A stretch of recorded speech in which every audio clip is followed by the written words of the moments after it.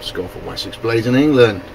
Now, as I've actually got most of today to try and do something in the garage, I'm trying to approach everything I'm going to do in a slightly more measured attitude. Obviously, looking from experience with doing the filming with National Geographic, doing so many parts of lessons within schools and presenting the lesson plan and what the learning objective is for that day. Last couple of weekends have been trying to clear the decks to get the machine in, so I had to sort of like create a fresh page, a new slate. I got an opportunity, whilst I do have a backlog, but I'm not snowed under with orders because I'm not taking orders in at the moment. I've got a chance to just move myself forward a little bit in terms of organisation. When I looked at Mike's one of his workshop updates the other day, this is Gavco, I noticed time he moved the camera around backwards and forwards, he had a lighting umbrella there, so it would obviously improve the lighting, the presentation, the clarity of how the camcorder would do it. So I fished around and it found the light that Rob gave me, Mitchell had, for his filming, because of course he was doing it in the newspaper and it just had another little light. So what I've done is I've put it onto, where is he to? Down there. There he is on his own little tripod. So that means I will have that light available. So what I'm going to do is come back in a minute and show you what my plan is for today to just get my garage slightly better. It might give you some ideas, but at least I want to at least project the idea that how I'm tackling stuff is a little bit more organised and a little bit less Wessex chaos. Up until now, if I've got an hour, I've got to come in and work for an hour. The tools are left, the dust is left, the machine is left. I've got 1 hour. Today I have maybe 6 if I just keep disappearing out of the garage. So let's move forward, let's evolve my garage. We'll see in a bit and show what I'm thinking about doing. Okay, now welcome back. If you remember, I had my satin wheel, I think it was, mounted on a block with a batten underneath so that I could mount it in a vise. If I now mount my 1x30, and if I then mount my buffing wheels, saying up until this point my buffing wheel was on a board and I G-clamped it, I have no space left because of the machine that John's given me is like 3 stations. There's the platen, there's the machine, there's the motor. So I haven't got the space on the, before the Frankie grader was right over to the left hand side and I had a big space I could clamp something to. That's not there anymore, okay? It's gone. Now I've got a kick-ass machine. It's took the space it's got. But I can't do without this. And at the moment with it looking over there, sitting down is crap. So if I can put it on a board with a batten on underneath, 2x2, put it in the vise, that's not the end of the world. So use it here. Same with the satin wheel. There's room for a go lock there, even on the right hand side, and certainly loads of space there because it's so much more forward than the platen on the 2B72. So I'm going to mount it to this board. I've got a vise in the thing, exactly the same. I've got a vise on a batten, that can go in the vise. Everything other than a 272, if I can give it its own station, it can be flexible. And if I clear the space behind it, I can have each little mini machine there on a little board, and then I just pick up as I want and allow this station for a multitude of uses. So I'll get this mounted and show you how it works.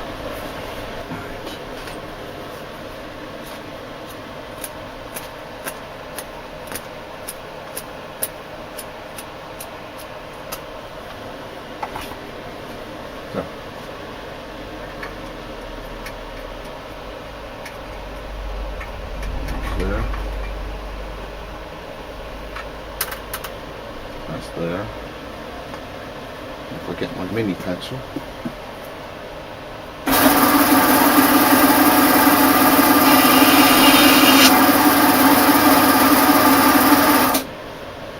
Mini pencil.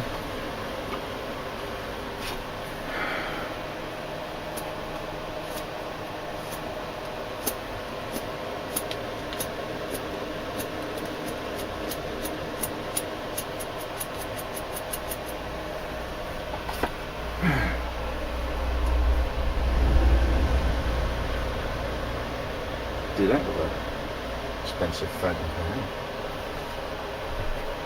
Now there, it's sort of different because I've got a...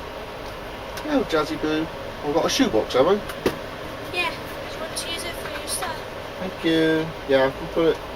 If you can find a space, you're very lucky. Good. Thank you. Shut the door, Monkey Boo. So, there's one hole.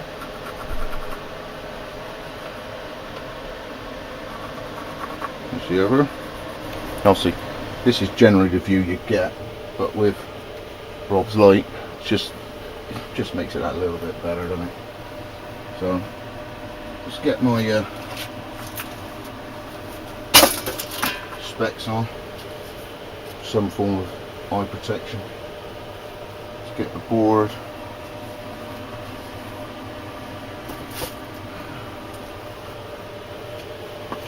Using about an 8.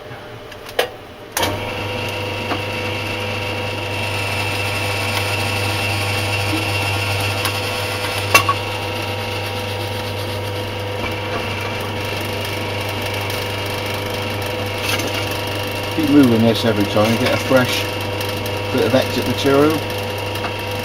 You don't end up with quite so bad a burst or a burr on the back of the wood.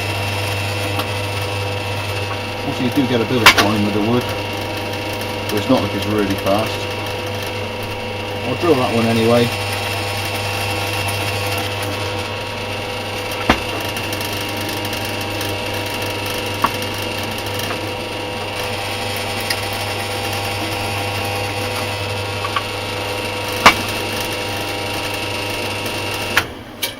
Alright, boulder up. Okay, so what I've done is I've removed the stage that you can angle up and down, because what I wanted to do was remove this so I can get the bolt through for that and then put it all back together. So I've took the stage off and the extraction spigot. Now all the sprung connectors, this is actually quite nice having that there. I've got something to put all the little tiny little bits, whereas normally it'd be loose on the bench. Things at the deck. I mean, here's a fine example.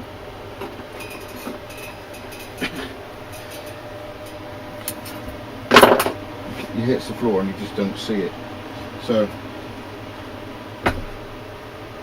get the bolts through. Catch up in a minute. Okay, so what I've done to try and make it so that the bolts aren't projecting out the bottom, plus the bolts can reach the nuts, I've drilled the bottom of each hole out by 12 sort of mil. Couldn't find a 13. And then what you do is you get your nuts, which is an M8, so across the flats is 13. You put it on the hole over something solid,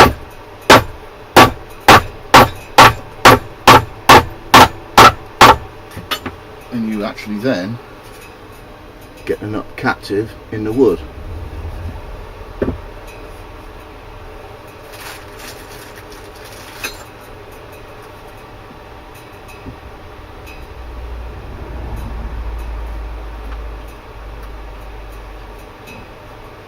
Fiddle about a bit.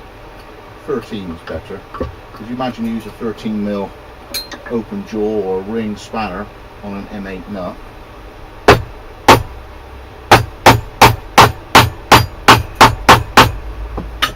So the hole needs to be 13 mil, and then the corners get driven into the hole and hold the nut still. Then you end up with something flush and the bolt can reach it.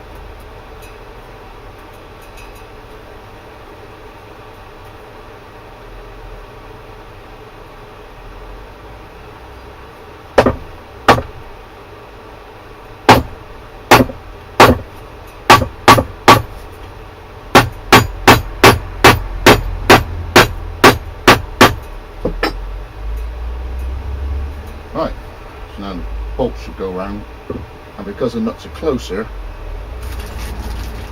with a thick piece of wood and that up on a rubbery grommet, which would be nice to keep the rubber grommets there rather than have it flat, and that goes through. It's got a bit of a jiggle because the nut won't quite be in line. I've got to move it around. I might have to drill it out with a 9 years, but let's get those onto those nuts. See a bit. Okay, I'm removing a screw that was sheared off in the wood, not worth the injury later. Spotted that, so let's get rid of that. Gone. My screws that I was connecting the batten to, that's the 2x2 underneath, weren't long enough obviously to get through the fat top.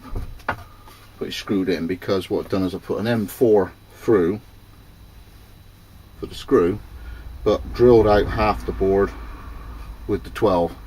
So that the screw can go further down inside the board. So that now is there. The other thing I did was I offset the batten. You'd think, oh, I was in the middle, and whilst the jaws were right out,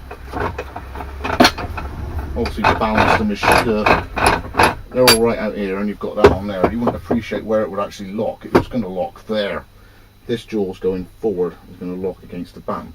So I've put the batten at the back. So when the machine is central to the thing, it's more forward. If I put the batten here,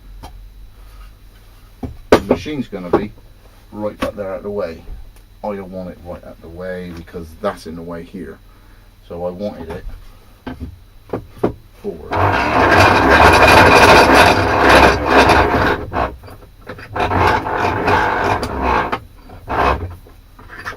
When it's in the vise, the machine is projecting over the top, and the belt's going to be about there, so I got clearance with the machine there. Something like that. And the rubber boots come off. There he is. Yeah, I definitely want these things on. So I better supple it up with some oil a minute and put them on the back of that. See you in a bit. Okay, and just as I tighten the last one down,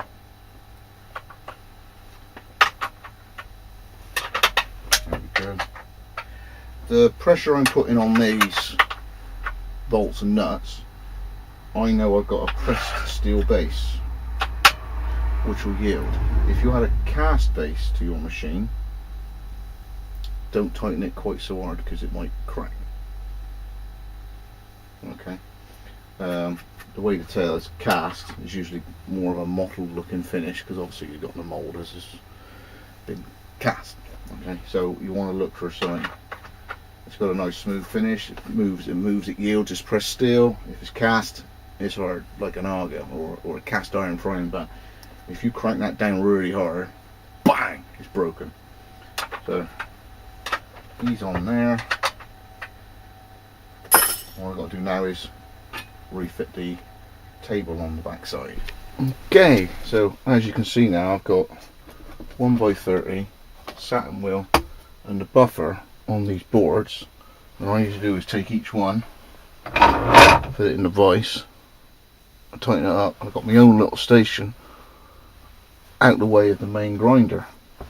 So that now is freed up space over there. I'm hoping to use is maybe get my lever a little bit more organised over in the other corner. But the other little update I got was, if you can remember, John Wellings gave me the one that was part built.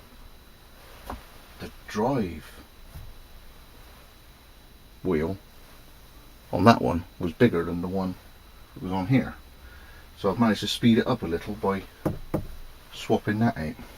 And it doesn't foul anything else, so that works. So I suppose I got, I don't know, 30% more speed, 40% more speed. I used it the other day. it's a little bit better. But the local pulley shop went down, and there's a note on the door, we're not open on Saturdays anymore. Well, that was good. Update your website, Express Bearings. You gits. I don't know. As you see, you're open on your website, and then when you get down there, the last 3 weeks they don't open. Very impressive. But anyway, that's enough of that rank and moaning. Scott from Wessex Blades, slightly better organised. There. I gotta go on with a Glock. See you later.